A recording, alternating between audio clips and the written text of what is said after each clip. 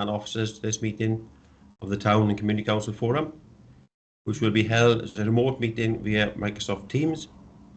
The meeting is being recorded and will be available via the Council's website to be viewed as soon as it's practicable following the meeting. Everyone participating in this meeting will be accessing the meeting from remote locations. Please could everybody ensure that mobile phones are switched off or to silent mode. Members will have received an electronic copy of the agenda. I will ask officers to present a summary of the key points. For the record, the agenda can be viewed on the Council's website.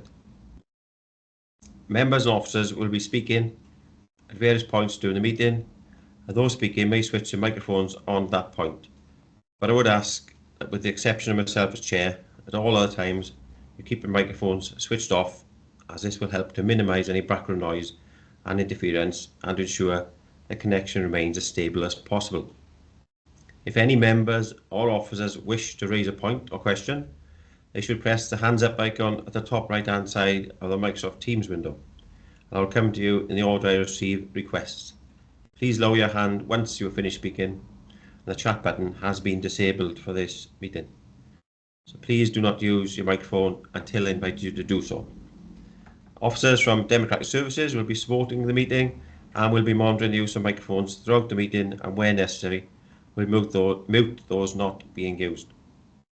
I would also like to ask officers to introduce themselves as and when invited to speak during the course of the meeting. They too should also ensure microphones are switched off when not in use. So now proceed to the agenda business. And item 1 is to receive any apologies for absence. Do we have any apologies?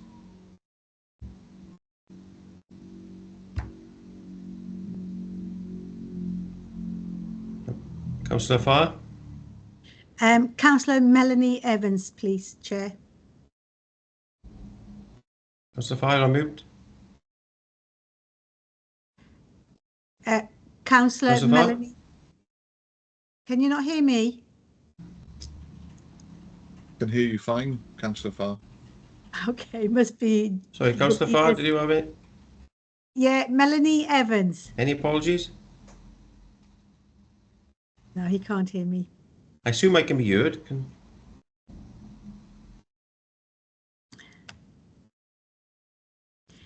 We can hear Councillor Farr very well. I think it must be something at your end. I can't hear him. Yeah, I'll go and speak to the leader now and tell him. Hang on a sec. Hang on, that's better. Hang on. That's better. Okay. Can you hear me now? Yeah, now we can hear you. Councillor Melanie Evans, leader, apologies. Okay. Thank you, Councillor Farr. Any other apologies? No. Okay. Item 2 then, any declarations of interest from any members or officers? Please shout now, or if not, if something crops up later on, please make me aware of it then.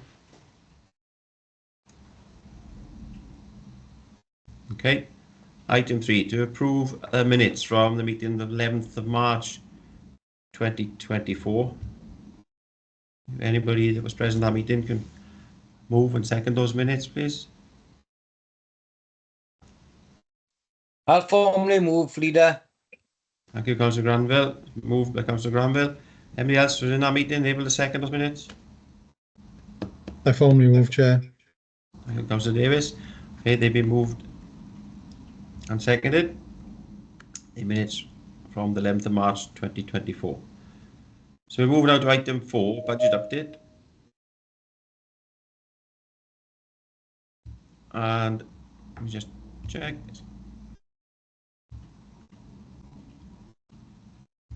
Right. Is Caris or Deb taking us through? I'll take this, Leader. Okay, we'll do Caris. Thank you. Okay, thank you. So just for the people on the meeting who don't know me, I'm Caris Lord and I'm the Chief Officer for Finance, Housing and Change.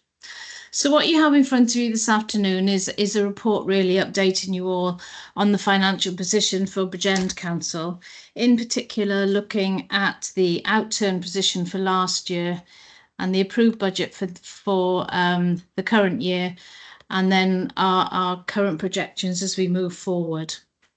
So if I could, Leader, I'll just start with the position for last year. So the approved net revenue budget position for this council for 23-24 was £342 million.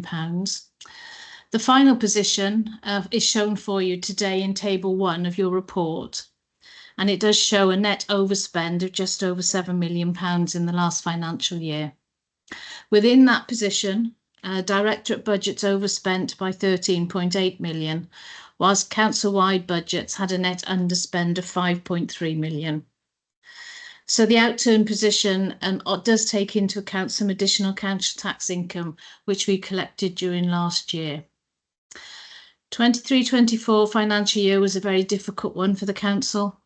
It's the first time that Bridgend Council has reported an overspend at the end of the financial year. We're certainly not alone in that position, with all councils in Wales reporting significant budget pressures at the current time. But still, it is the first time that we've been in a position to have to report an overspend. The main areas of pressure with regards to finance were areas of social services and wellbeing, spend on home to school transport, legal services, and also homelessness. And details of those 4 services are in your report this afternoon.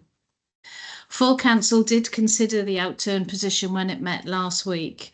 Therefore, there is a detailed report which outlines the services for you and all of the issues for every service, and that's available on the Council's website if you'd like to have a look at the detail.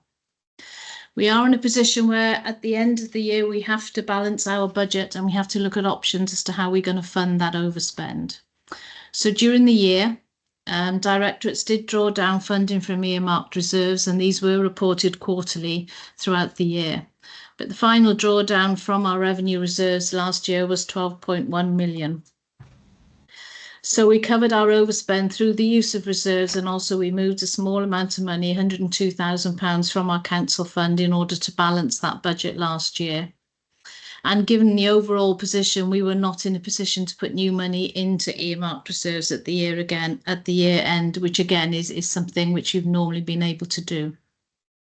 So if I move you now on to this year's budget, the net revenue approved budget for this year is £360.7 million. And Table 2 in this afternoon's report provides you with some detail as to how that budget has been allocated. The main features of this budget and how it was put together are detailed for you in paragraph 212. And this details growth in the budget of £11.8 million that was funded, but also savings approved of £13 million for the current financial year. Again, this particular budget was approved by Council on the 28th of February, and so the details of that budget are available for you on the Council's website if you'd like to see the detail. Council did consider the Q1 position last week. Cabinet considered the Q1 position last week. And based on spend at the end of June, a further overspend is predicted for the current year. However, all directorates have been asked to look at options for pulling that position back by the end of the year. So when the budget was set, the council also looks at the longer term financial position. And based on assumptions regarding Welsh Government funding and potential council tax increases, this council is currently predicted to have to find £10 million of savings each year for the next 3 years. I would say the financial model will continue to be updated as we go through the year, and those figures may change, but currently those are the figures that we're looking for the coming years. So work is now being done to review the priorities for the council to assist with our budget planning for next year. And with the level of savings required, the council will have to seek new ways of delivering services and work with other partners to deliver services where that's appropriate. You will see in the report in front of you that enhanced working with town and community councils is one option which the council would like to explore. Therefore, it is proposed that representatives from town and community councils are invited to a summit to be held in September, which would have a specific purpose of discussing and possibly agreeing areas of service that could realistically be candidates for town and community councils to either take on or to help us to deliver in the future. So if I could, Chair, just take you to the recommendations in section 9 of today's report, which is that the Town and Community Council Forum notes the update on the Council's budget position and actively engages with the Council on opportunities for taking on Council services going forward to support the budget planning process. Thank you. Okay, thank you, Caris. And if I could have some just move and second the report first, and then we'll come to any councillors. Anybody wants to comment or have questions? Move, Leader. Move. Somebody second. Second. Thank you. Right, and as the end of that report, quite an important part. I mean, it's all important, the budget, but at the end is where Caris pointed out that we are looking in September, the autumn, to have this summit or whatever you want to call it, so we can actively talk openly, honestly, and reset the relationship between this authority and all town and community councils to see how best we can support each other going forward, because there's a lot of work to be done during difficult financial times. But as myself as leader, I seriously want that to work the best it can, but we need to be open and also frank with one another how that can work. So do you have any questions, comments, queries on the report? All very quiet there. Councillor Stephen Bledsoe. Thank you, Leader. I wouldn't want anyone to think this was a quiet meeting, so I might as well start the ball rolling. Obviously, a very obvious declaration of interest from the outset. I'm here as a BCBC councillor. I'm also a community councillor for Bridgend Town Council and Coity Higher Community Council. So if that could be recorded, please. Working with town and community councils is an important aspect of potentially a progressive and productive relationship. What would the thoughts be around the concerns over the imbalance of the locations of some of the councils? Just to give an example, there's an obvious opportunity for BCBC and Bridgend Town Council to work together to deliver a shop mobility scheme that has been, had to be shelved. But the scheme itself would almost be exclusively used by people who don't live in Bridgend Town and exclusively paid for by people who do live in Bridgend Town. So where could the balance be struck on this being a fair process? Because I think it has to be fair whilst ever we're all working together. Yeah, I can, and as you'll be aware, Councillor Bledsoe, as part of the budget process, we can't go through. The decision was taken for BCBC to stop that service as part of the medium-term financial strategy. That's not saying the service should stop, but it has the demand and the use of the service has drastically reduced from when it was first introduced. So while the costs of the service weren't extraordinary, they weren't massive costs, the option was put forward as whether or not Bridgend Town Council or any other body may want to take the equipment on to provide that service. But they are, I think, my understanding that the actual usage during weeks are in single figures. So there has to be a balance. But as you're aware, the decision has already been taken, medium-term financial strategy on that one. But that's not saying the council doesn't want to work with somebody to hand over the equipment and see how best that can work still as a service if it's felt as a demand is there. Sorry, Councillor Bledsoe, do you want to come back on that first then, Mark? Yeah, sure, and perhaps I shouldn't have used that as an example, as it's a live one, but it was more the principle of how do we make the partnership of working with town and community councils fair to those who live within those communities, so that those who pay for the service are those that receive the service, because it has become a very difficult, and we want to work productively with town and community councils, but we have to make it work for those who pay that precept. True. Okay, go to Mark. Thank you, Councillor Bledsoe. Yeah, thank you, Leader, and thank you, Councillor Bledsoe. I think it's a fair point. I thought it could probably just help a little bit. I honestly think that kind of question will be part of the debate at the proposed summit. So I understand where you're coming from. I'm not sure, if I'm honest, there's a perfect answer. So those elected members representing Porthcawl today would say, well, we have lots of visitors to Porthcawl and we provide all the facilities and people from around the county borough and beyond get the benefits. I suppose what I would be looking asking for in part is that people also have to take a wider view, don't they, of things like footfall, which is good for the town.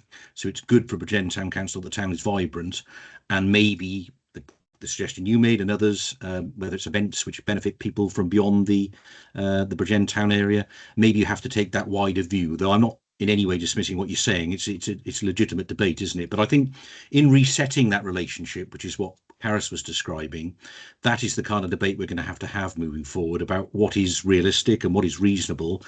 And I'm sure there will be some things that Town and Community Council will regard as unreasonable in the way you describe. But it's really, I think that's part of that debate. The other thing I just throw in, perhaps controversially, is that the other thing that is obviously happening in parallel is there is an ongoing review of Town and Community Councils. I'm not prejudging what that may conclude, but from my point of view, we need to ensure that there's a tier of government that is able, as well as willing, is able to take on greater responsibility in the way that's described. And of course, for that to happen, they also need to ensure that there's adequate support and information and all the things that you would require to make that a success. So I haven't got the answer for you, Councillor Betsu, entirely, but I do think that would be part of that legitimate debate as part of that summit meeting. Yes, thank you, Mark. That's very useful. Councillor Martin Williams. Yeah, thank you, Chair. I'm not going to get into the specifics of who does what and where and whether that's fair or not. What I will comment though, and again, I'd to declare an interest is probably listed anyway. But even though I'm here as a BCBC councillor, I'm also a councillor of St Bride's Minor and County Higher. But no, it's really positive to see that we're having this summit, if that's what it's going to be called, and because a number of the community councils got together, was it last month? I think it was last month, the month before, to discuss our frustration with the way things were and perhaps the roles that we were not being assigned. So it is really positive. The only ask I would have is that it's a true partnership. That it's not just BCBC casting off things that they don't want to do onto perhaps unwilling community councils. That each community council, notwithstanding the restructure, will have its own appetite and its own ability to do various things. I do hope that this summit is the start of something, a meaningful partnership, a true partnership that I've been calling for many years. So yeah, it is positive.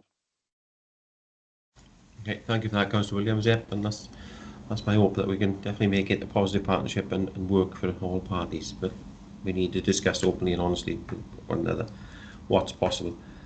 Councillor Spiller. Thank you, Leader. So just really echoing, I think, the sentiments that that Councillor Martin Williams just said. Although I do think that, as part of that, we desperately need to improve communication between the Borough Council and the Town and Community Councils. And what I mean with that is, let's say, for example, we were looking at perhaps the untidiness of certain communities at the moment, which is at the forefront of all of our residents' minds because they see it every day, to ensure that the town and community councils can perhaps plan and add additional services where the borough council has had to retract from doing that because of obviously budget constraints. I'm very much for and welcome the opportunity to engage. I think it can only be a good thing, and it can't come soon enough. So yeah, thank you very much. Okay, thank you for that. Back to you, Mark. Very, very briefly, again, just to agree with Councillor Spiller, really, but also, I suppose we're in danger of having the summit debate now, aren't we? If we continue this, I mean, I'm sure communication would be one of the things that would be discussed at the proposed summit. And I'm of the view that if we're to take this seriously, we would also probably have to think about some sort of coordinating resource within this council to ensure that there are appropriate and timely responses to requests for information and other things as well. So there's a lot to debate. As I said, the risk is we probably are going to begin to have the debate here, but the principles of what's been suggested so far, I don't disagree with at all. Thank you. Okay, thank you, Mark. There's no further questions or queries. It's been moved and seconded, so we'll No further questions? No, we'll progress on to the next item then, which is item 5, street lighting columns. I'm not sure who's taking this one. Is it Zach, Janine, Colin? Yeah, good afternoon, Leader. Janine, I'm thank here. you. It's Janine's here this afternoon. And also, I believe Colin Hill has joined us online as well. Okay, Okay, so if you Okay, so for the purposes of the recording then, I'm Janine Nightingale, the Corporate Director for Communities. And I came to a forum a couple of meetings back and we discussed some concerns around street lighting and street lighting columns, particularly with use for Christmas lights and or some floral displays. So Colin, our street lighting manager, has put this report together for us. I thought we'd have an opportunity to have a wider discussion on it. So if I just take you through it, very high level, what we've got in the report, and then we can open up and have a discussion. So in essence then, why are street lighting important? Well, of course, we all know they are to provide the illumination for road safety, for road users, pedestrians, cyclists, motorists, etc. And in BCBC, you're aware that we've upgraded to energy efficient luminaries across all our county, which is a saving for our carbon emissions, as well as a financial energy saving. And that's been particularly important for us, especially with the cost of energy increasing. Now, a fundamental part of street lighting is the column themselves, and they are typically either of aluminium or steel construction, and their use is dictated on the basis of safety and also cost. So aluminium columns typically have a much longer lifespan. They're safer in instances of vehicular impact, but they are far more expensive than their steel alternatives. In fact, aluminium columns are sometimes twice as expensive. So what we are doing is in section 278, agreement works as part of planning. Where there are legislative requirements for them to be installed, such as on high-speed roads, due to their passively safe qualities, we are specifying aluminium. But they are less structurally sound, though, than steel, and they are a softer material. So unfortunately, they're not designed to have external attachments, such as hanging baskets or drilled holes in them. And that's something we discussed at the last meeting. But because they're passively safe, they also have double the life expectancy of steel, and they're also 100% recyclable. So that is why we are moving towards that position, whereby when we can, we're having them installed by developers across the borough. Now, passively safe, what does that mean really? But it just means the columns would cause less damage if struck by a vehicle, and they would snap under impact, making them a legislative requirement when we place them onto high-speed roads. So the situation we've got in BCBC then currently is we are seeking to replace steel columns. We do look to replace them with the cost of aluminium because they're higher, unless there is a legislative requirement for them to be fitted or to match within the existing streetscape. So whilst the benefits of aluminium is clearly understood, we've just discussed that, their composition dictates that loading or drilling has to be carefully managed, so we protect their structural integrity. So where third parties wish to erect items on columns, on new columns, then they need to advise the street lighting section, and Colin Hill is our officer there, to ensure that the loading and attachment method is not going to affect the safety of the column. And of course, if a town or community council wish to enhance their community with additions to street lighting in their locality, then please also contact the street lighting section. So any request can be agreed and recorded in advance of installation. And what I would say now is these are new installations where you have lighting on columns already, where you have floral displays on columns already with steel. That won't be a problem. But if we are looking to replace and there is aluminium, then I would ask on those occasions, please, that you contact Colin Hill and his team so they can provide the appropriate advice. Now, there are other ways. that we can use street lighting and other ways we can have hanging baskets, for instance. If you have a look on the Porthcawl waterfront, what we have there is hanging baskets on hanging basket poles, as opposed to put them on the street lighting columns. There are other ways we can tackle this issue if it becomes an issue within your town and community council. So just to say this, we are seeking to replace columns. We do have a replacement programme. We're hoping that they won't have an impact on you on your festive displays or your lighting and or floral. But if we do, I'm sure there's a way we can work forward with that. So I'll stop there, Councillor Spanswick. I can see that Zach Shell has joined us, and we've also got Colin Hill with us for questions. Okay, thank you, Janine, for that. Start us off. Just put the report in order first. Could somebody move the report, and then we'll go to questions. I'll formally move, Leader. Second. Thank you for that. Right, so we shall go to, we've got Councillor Ian Spiller first. Yeah, thank you very much, and thank you, Janine, for the report. It's really pleasing to hear that BCBC have listened and are not cancelling Christmas in the various communities that have invested very heavily in lighting and floral displays. I know that will be of particularly pleasing to yourself as well, Councillor Spanswick, given Bracklow Community Council's approach. Just for the record, you mentioned that steel aluminium has doubled the life expectancy of steel. You also mentioned, Janine, that the aluminium was considerably more. When we say considerably more, are we talking less than double? We're talking twice the amount, Councillor Spiller. So each post of aluminium is twice the cost of a steel post. And of course, with our very, very challenging budget moving forward, that is considerable for us. We have 16,000 lighting columns across the borough. So yeah, for us, where we can specify them as aluminium, we will, but we will look to replace with steel. So sorry, I've obviously lost track here. You said the aluminium is cheaper than steel or more expensive than steel? No, twice the cost of steel. Aluminium is much more expensive, and that's why does that make sense? Yeah, no, that is what I thought you said, but then I thought you contradicted what you said a moment ago.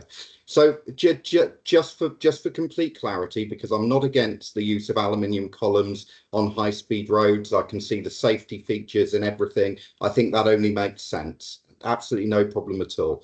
But given the budget constraints that this council currently has, if the cost is double and the life expectancy is only double, it makes perfect sense to install steel, doesn't it, wherever possible, because you're not getting any long-term benefit. You're getting twice the life expectancy at twice the cost.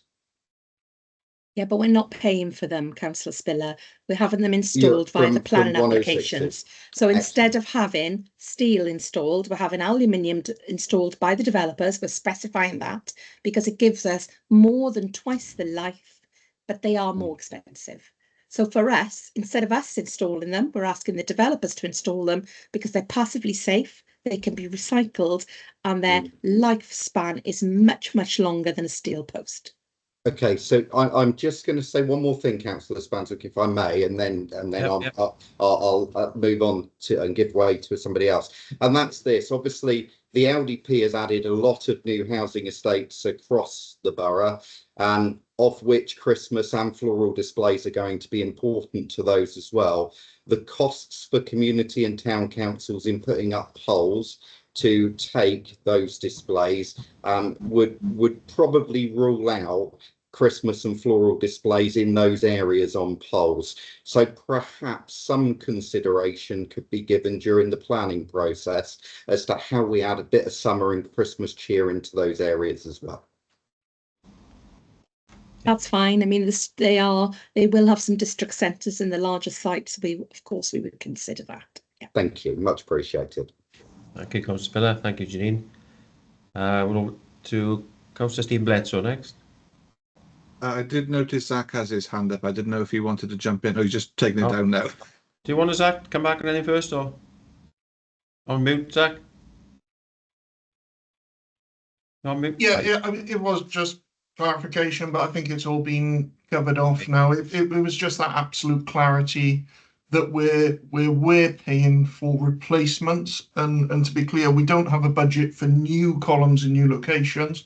We only have a budget for maintenance and replacement of existing developments.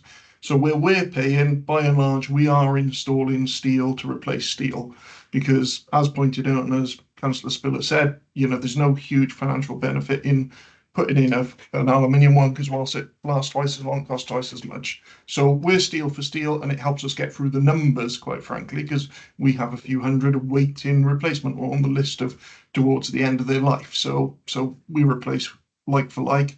It's when someone else is picking up the tab, basically. When a developer's paying, then it's very much to the council, to the taxpayers' benefit, to have the column that's going to last twice as long before it becomes a cost burden on the authority.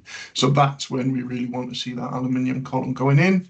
Or in the case of specific high-speed roads, so you might have seen some on the A48 recently, we are replacing, but for other reasons, safety reasons, steel ones with aluminium. But generally, we're steel for steel. So we're not going to be going through town centre areas that are traditionally, you know, Christmas lights and all the rest of it and replacing with alum. That's not the plan. Okay, thank you, Zach. And we'll go back to Councillor Bledsoe. Thank you for that. And I think that's kind of staved off my concerns, is what Zach just said, actually, on the fact that, you know, we're not going to be going through town centres or through existing estates to remove the opportunity to put Christmas lights and or flowers on. But I would like to echo Councillor Spiller's point on when we are going through the planning, that we do think about areas where we can bring a little bit of seasonal and festive cheer that is built into that. You know, the devil is in the detail at the outset on the planning applications, and I'd certainly like to see some form of consideration to the request to be able to incorporate. You know, the last agenda item was about working closer with town and community councils to have that conversation with the providers of the flowers in the summer and the Christmas lights in the winter, because they do bring genuine cheer to those who live there. So, you know, if that could just be noted, that would be brilliant. But thank you for that, because this meeting has certainly laid all my fears on this subject. Thank you. Thank you, Councillor Bledsoe. Yeah, then clearly Christmas and floral trees are not cancelled in existing communities and in future communities. We don't want to cancel Christmas, but it does need careful working through in the planning process, and that's something we need to just make sure we get that right. So we'll go down to Councillor Martin Williams. Thank you, Chair. Yeah, that's good news, because I didn't quite understand the report, but I do understand it now. So that's good. It was worth me turning up.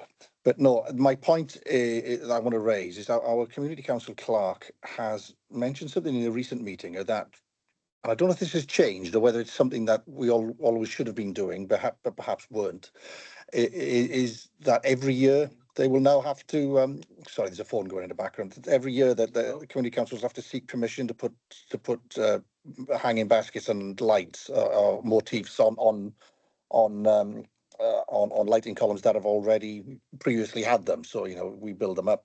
You know, Coity Road has the same lights on the same columns every year, but it seems that we have to now, or community council have to ask permission specifically every year, and that does seem to be a little bit a bit of wasted effort. And I wonder whether a bit of effort could be taken now to perhaps highlight all of the lighting columns in the borough and that have motifs on or have hanging baskets, and we can flag them on our asset management system. And it's done once, and it might be a bit of effort now, but then it's done once, and then it's only additions that are added on rather than existing ones. So it was just really flagging something that a clerk had raised, and whether we can have a bit of effort now and perhaps save long-term bureaucracy. Thanks. Yeah, thanks. I think there is an intention for it to be a one-off event, but perhaps Zach can clarify. Yeah. I'll bring Colin in for a little bit more detail on this one. One thing I would flag is, just because a column is steel and just because it may have had hanging baskets or whatever in the past on it, doesn't mean it's going to continuously be suitable for that to happen. So I can't remember the frequency, but we basically check the structural integrity of the posts, and they're not constant. Over time, they degrade. The thickness of the steel that on a brand new post degrades over the years as corrosion takes place internally and externally with dogs wheeling up against lampposts, etc. It wears away the thickness, and the structural integrity of the post deteriorates over years, and eventually we end up with a number that are on a list to replace. We have a few hundred right now that are on a list that will be due replacement, and they need replacing within a few years. Now, as they get towards the end of their life, steel columns that may have been perfectly fine to have hanging baskets on them at the start of their life, as we approach that end of life phase, may not be suitable anymore for baskets to be hung on them until they're replaced. I think I was talking to Colin earlier. I think there was some on the Porthcawl seafront that were a prime example of that. They had been used for that purpose, but they're not at this point in their life suitable to be used for that purpose anymore. So there does need to be a process that we know what's out there and that requests are made, especially if it's a new request, because even on a steel column, it can't be assumed that the column is okay to hang something on. And secondly, we do need an update process. But I think if we can manage to maintain a good database of what's out there, if we then identify that a column is reaching that point where it doesn't need something on, it maybe the notification could go the other way to say, I'm afraid we'll have to take this one off. But I just asked Colin if that's okay to come in on the process to make sure I've got that absolutely correct, if Colin's available. Yeah, thank you, Zach. Colin, you were there, you were able to just clarify? Yes. Yeah, sorry. My name's Colin Hill. I'm the street lighting manager for Jenkinman County Borough Council, in charge of street lighting, traffic signals, and basically anything electrical on the highway. So what Zach was saying is correct. So what we do is we carry out a series of structural testing on columns. We carry out about 1,500 tests a year. And as part of that, then we get a report back to say how the columns are affected. And it could be that they need to be retested every year after that, or every 5 years or 10 years, depending on the report and the quality of the columns. So what we're trying to do is when we say we're looking for permission on a yearly basis, is to reiterate the fact that if there are columns that have been structurally tested and found to be degrading, as Zach said, is that we might be able to sort of say, well, I'm sorry, but until we actually replace this column, it would affect the standard and basically the quality of the column, which we also want to protect everybody from. So that's the idea behind it, is that we basically take that, take the report with everybody who wants to put a fitting on the columns, and then you know exactly what it is. Also, we need to know what sort of size it is as well, because there is what's called a wind loading that we have to take into account. So if the wind loading on a particular item is very low, it could be that we continue to use that even on a column that's started to structurally degrade. But if the wind loading is high, then obviously we'd have to say, well, I'm afraid we can't put that on that column at that present time. So that's what the report was there for, to sort of see what's going out there, what the wind loadings are, and if the column is structurally stable to take that sort of addition then. Okay. Can I come back? Sorry, yeah, I mean, I get that, but what Zach said, it would be good if we could use the technology available to us now, and let's have a wash up. Let's bring out your dead. Let's see where all of these motifs are. Let's see where they all are. Stick them on the database, and as you said, as they degrade, then send a notice out rather than 20 clerks doing applications and then Colin going through 20 applications every year. We just deal with it on a case by on an exception basis then. But yeah, I've raised it now, Ray. Thanks. If I can come back to that, if you don't mind. Yeah, please, Colin. Absolutely. I think what you're talking about, Councillor Williams, is spot on. Initially, we'd want to pull that database together so we know exactly what we've got. Once that database is together, I mean, once it's put together on the first time, then in reality, that will stay there until somebody wants something else or something taken down, or when we do our sectional report, we can then go back and say, I'm sorry, but this column now isn't capable anymore. Can you pick another column in the area? So absolutely, we're on board with what you're saying. It's something that we need to put together initially, but then obviously keep up to speed on a yearly basis then. So exactly what you said, Councillor Williams, we're on board with that. Great, thank you, Colin. Just to clarify for everybody then, it's a one-off wash up of getting everything, getting the database together, where all the assets are, whatever, all, and then as and when there may be a problem with a particular column, you'll then notify the respective town and community council saying, sorry, it's not safe for that to be on there any longer. So the clerks won't have to do an annual report, but there will be a bit of work involved initially. Absolutely, Leader, that's right. Great, thank you, Colin. That explains it well for everybody, hopefully. That clarifies that one. So move on to Councillor Spiller. Yes, thank you. Excuse me, Leader, I did have my hand up a considerable time. I don't know. Sorry, Councillor, your hand appeared, then disappeared, then appeared, then disappeared. Aye, well, something, there's a bug in the system and somebody's removing me. Perhaps it's done automatically. I don't know, because it's me. But, I'm happy to give way if that helps. Do you mind, Councillor Spiller? No, I'll come back in a moment. Okay. That's fine. Councillor Jenkins, over to you. We'll come back. Yes. Over to you. Yeah, thank you for that, because I am a little concerned, confused rather, but there again, at my age, that's easy to do, I suppose. Well, the director said that it looks as if there's a bit of double standard here, in so much as, to be correct, where we're having private companies who are developers, we are going to seek to put aluminium columns in as opposed to steel. Firstly, is that correct, Director? That is correct. Yes, absolutely. Where we can get those paid for by Section 106 by another body, then absolutely yes.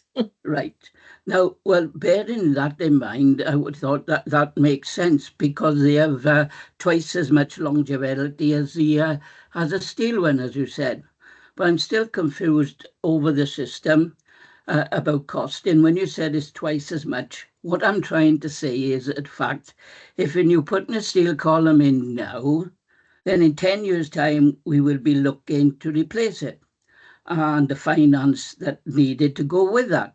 If you're going to put in aluminium, although the cost is more, that's what I understand, it will be 20 years possibly before you will need to look at cost of replacing them. So in my simplified version, if somebody said to me, we could put a new roof on your house for several thousands of pounds, and we'll give you a 50-year guarantee, or we can put a cheaper product on the roof of your house and it'll give you a 25-year guarantee. I know it's depending on our budget and costing, but you know, I thought it would have been more sense for us to look to 15, 20 years as opposed to 10 years on a rolling cycle of replacing steel.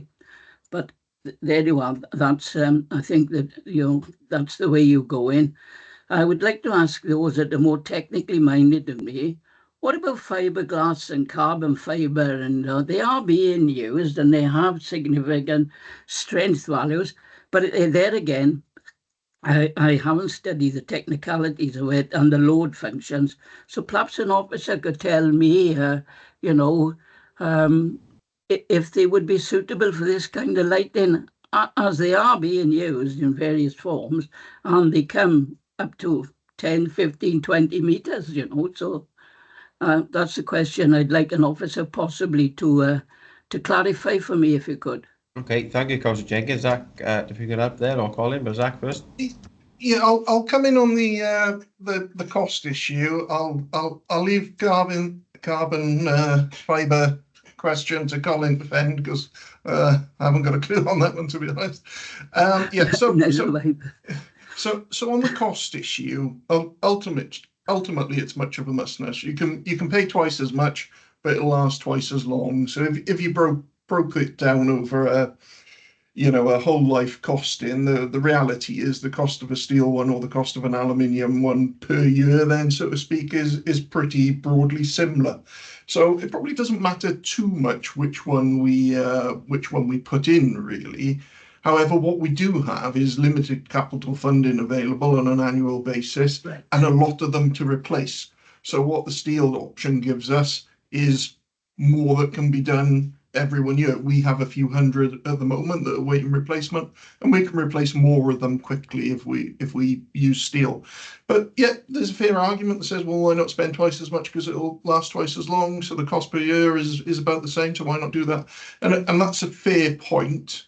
But we don't have a bottomless pit of capital available to us as an organisation, and it's not like we're actually spending something that really lasts. If it was like steel lasted a quarter of the time, then I'd be like, right, well, actually, we really need to invest, a bit more money in aluminium wherever possible. But it's not. It's very similar. It's sort of twice as long, twice as much. So actually, it's much of a muchness in terms of overall cost.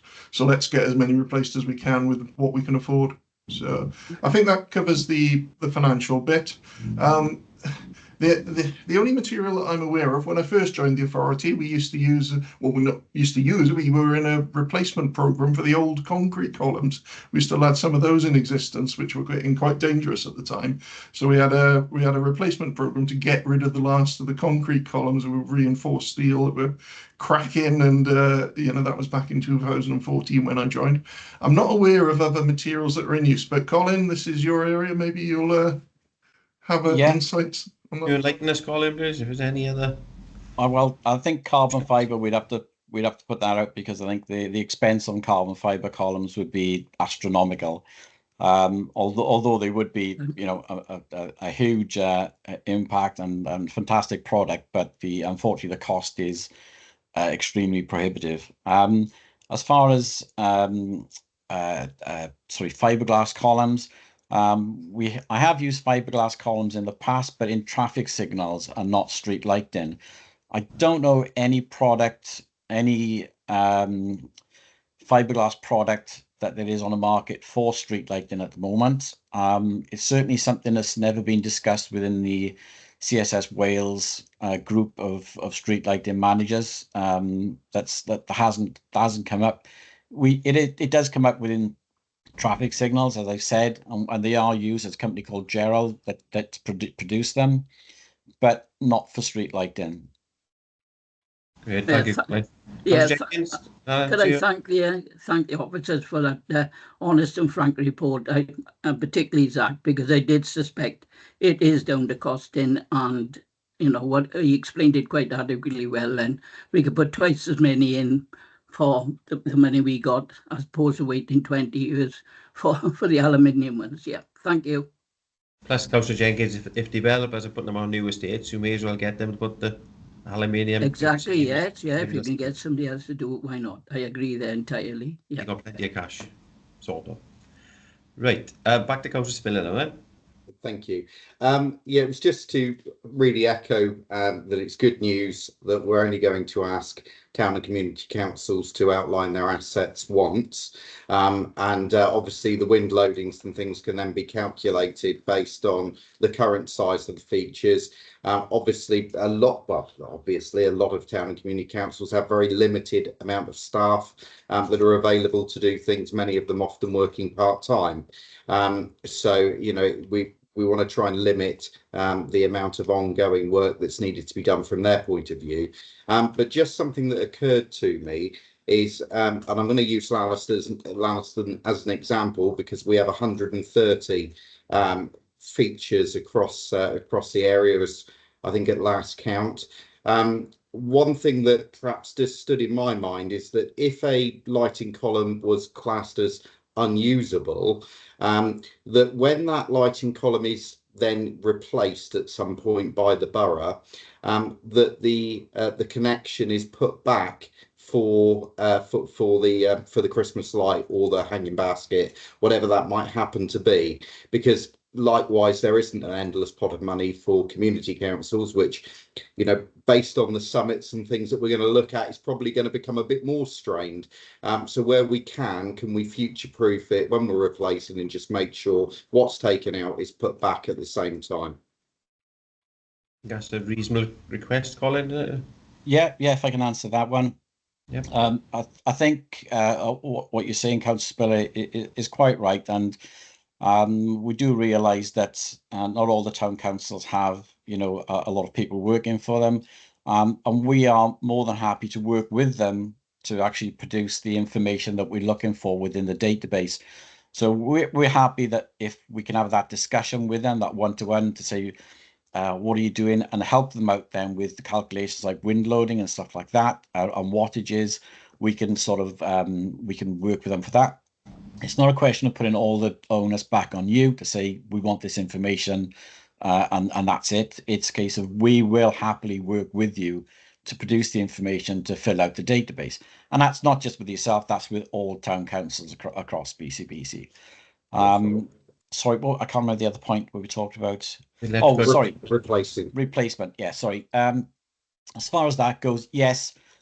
If we are taking down a column that is structurally found to be unsound, then any items that we've got on that, like the commando sockets that run the festive lighting, we would put that back as part of that column. So whatever we take away, when it comes to replacement, we would obviously put that back, and we would actually put that back at our expense as far as what we're doing, because the expense is taken within the actual installation of the column. So the extras for the commando socket is negligible, and we'd be happy to do that as we sort of turn around then. That's good to hear. Thank you. Great, thank you, Colin. That's very positive, and as a message here for all town and community council clerks, and I suppose it's not to try and struggle to fill the details in on their own, because you might get half it wrong. So it's best to shout first, get the assistance from Colin and his team, and get the information as accurate as it can be. Then it's just that one-off exercise, but it is a bit of work to be done. So thank you, Colin, for the offer of help with that. Okay, if no further people, Councillor Jenkins, your hand is up. This time it's there. I can see it. Right, over to you. Yes, it is. Just basically, as well, now we're on street lighting as well, and I haven't seen anything, but I don't know whether it's appropriate just to ask, is anything in the future where we're looking to curtail street lighting, such as switching columns off and on? Now, whether that's appropriate to ask you now, I don't know, Lita, so I will apologise for that, for shoving it in. But, you know, it's something that the residents, obviously, of the county borough throughout would be, would be worried about. Yeah, or should I withdraw that and leave it for another time? Nothing that I'm aware of going play. We've been there about switching column lights off in the past. I've still got the scars from it. Zach, perhaps can you help with that one? Yeah, so obviously nothing proposed at the moment. I mean, I can't speak for, crystal ball for the long distance future. But what I will say is what's already been done. So we went through a replacement program for all 20-odd thousand streetlights to change to LED low energy use lamps to reduce our bills as much as possible. We also implemented, and most people aren't aware and don't notice, but after 12 o'clock, our lamps dim as well. So we spend less money between the hours 12 and 5, I think it is, Colin. Yeah, I can see you're nodding there. So, we've done everything short of actually turning them off, because there's significant savings that we've made through both changing to a lower energy bulb and dimming that bulb in the early hours of the morning. So we're saving as much as we possibly can. And what it is worth noting is that, if somebody says, well, how about switching them off completely, say after 12, between 12 and 5 or something of that nature, there is a cost to doing that. It's not just flick a switch and then you turn them off. You physically have to set those up, and there's a capital cost to put in that time in, all the gubbins that you need to install on those posts to actually make that happen. So there's quite a long payback period for the investment, considering we are now spending such a reduced element on the bill because we've reduced it as much as we can. So if you'd have asked 10 years ago, you know, what's the saving from turning off from between midnight and say 5 in the morning, it would have been a much bigger figure than it is now because we've reduced it to as low as possible anyway. So it's not an immediate prospect, but you know, certainly it's not for me to say what might or might not happen, you know, in the future. Well, thank you very much for that pretty concise answer. And allays our fears in the short term anyway. Thank you. I'm sorry for chucking that in. No problems. Councillor Jenkins, it's good to ask the question and confirms that there's nothing in the pipeline plan. Like Caris is sitting there thinking, you know, but no, as it stands now, that there's nothing there, even tentative proposals. We're down to saving as much as we can while keeping the street safe. Right, if there's no more further questions, we'll move on. We've given that a good area. I think everybody's probably got the answers of any queries they had, and it's positive moving forward where we are with that. So we'll move on now to the next item. Item 6. It's the self-assessment 2023-24. I think maybe Alex is going to take us through this. Yeah, I will. Alex, thank you. Over to you. Thank you.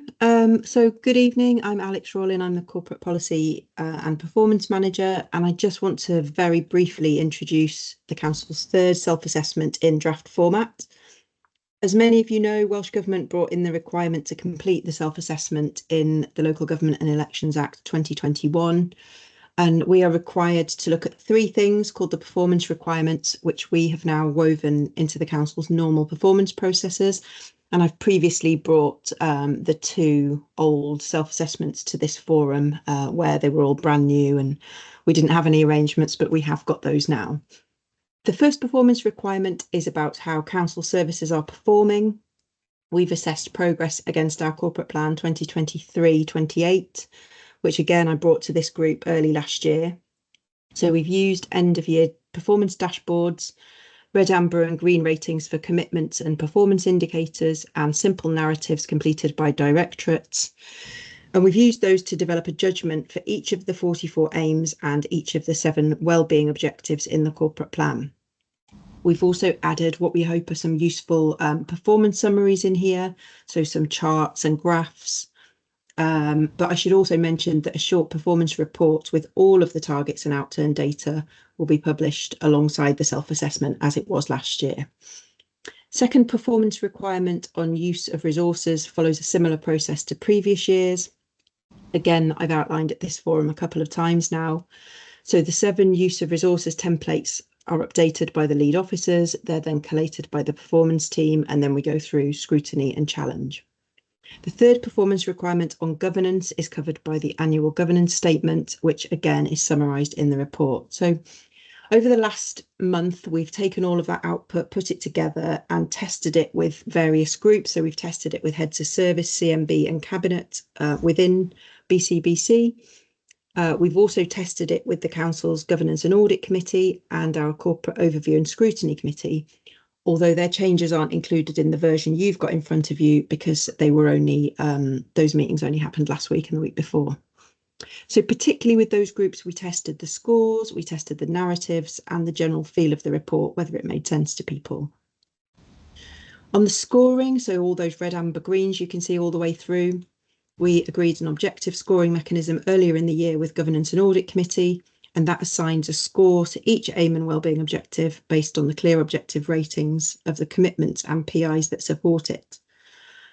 In terms of the high-level judgments we've come to then for the wellbeing objectives, you can see in the report we've got 7 judgments. For objectives 1, 2 and 3, we've judged ourselves as good. For objective 4, adequate, 5 good, 6 adequate and 7 good. And then for use of resources, our judgment is adequate, which is the same as in previous years, but some of the sub-scores have changed there. So there are 7 sub-scores as in previous years, and all of them are the same as last year, apart from finance, for the obvious reasons of longer term financial sustainability and some of the points that Caris talked about earlier on, which we've reduced from a good last year to adequate this year. And then again, for governance, we've come to a judgment of good. So today, really, I just want to test the draft report and judgments with Town and Community Council Forum and take your views.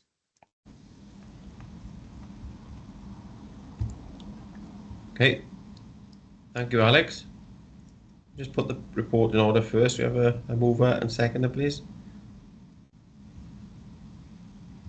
I move, John, leader. I'll second you. it, Chair. Thank you both. Okay, as Alex has outlined there, this is a new way of trying to process things, to put our performance out there for people to see and comment and understand what's going on. Lots of information in the report, but do we have any sort of feedback or thoughts from any town and community councils? I knew we'd get to a quiet point.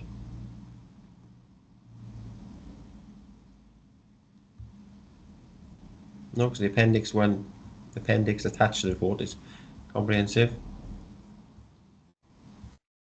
It's good to see that it's good, but there are some adequate parts and there's some work to be done, but that doesn't have to be negative. It just shows that there's more work, more room for improvement, and there's always room for improvement. So,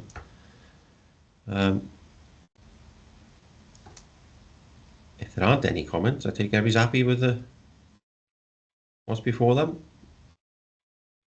There's still time as well. People can feedback by email or whatever forum over the summer as well. Right, thank you, Alex. That's useful. Perhaps some people may have more time to go through it when they have I'm going to say spare 5 minutes. It'll take more than spare 5 minutes, but when it's more convenient, perhaps, and if they want to provide feedback at a later point. I see. Leader Councillor Jenkins's hand went up and went down a couple of times. It was quickly, yeah. Councillor Jenkins, I don't know what's up with you with electronics or IT, but your hand never seems to... It's probably me. Even my dog bites me. Anyway, what I would just like to say as well, or just make an observation on it, some of this, but it will probably be raised again at the later, and particularly I expect in the proposed forum, etc., or discussion to come is just basically, I'd like to highlight again the communication between town and community councils and BCBC, probably due to staffing levels, etc. as well, is not that good. And for us to move forward and get higher scores overall, I believe that the town and community councils need to be able to converse better and more quickly with our local authority. That's all a point I make, but we can discuss that, I suppose, in other meetings coming forward. Yeah, thank you, Councillor Jenkins. A fair point, and that's one of the areas where we are scored adequate at the moment when our communities be heard. So there's some more work to be done there. Councillor Bledsoe. Yeah, thank you. I think it would be remiss of us as a committee if we didn't acknowledge the fantastic work that Alex has put in again. I think every time you present this, you get praise, and rightly so, Alex. Always willing to look at new and better ways to get this information out to the general public and the committees. So I think we do need to acknowledge that. Yes, definitely. Yeah. I think that's well said. Well spoken. There's lots of great work going on there, and quite often we don't give it the time and the sort of attention it deserves. But it tells a story about what we are doing as a county borough. So thank you, Alex, and the team. But as Councillor Bledsoe said, that's from all the committee, I would take it to be happy to endorse that. So, okay, if there's no further questions, it's been moved and seconded. That report is accepted, and item 7 on the agenda. Any urgent business, and I've not been notified of any urgent items. So at 17:03, I thank you all for your attendance and taking part, and we'll bring this meeting to a close. And as soon as possible, we'll set a date out to have this summit discussion and move forward from there. So thank you all, and have a good evening. Thank you, Chair. Thank you. Good night. Thank you. Thank you.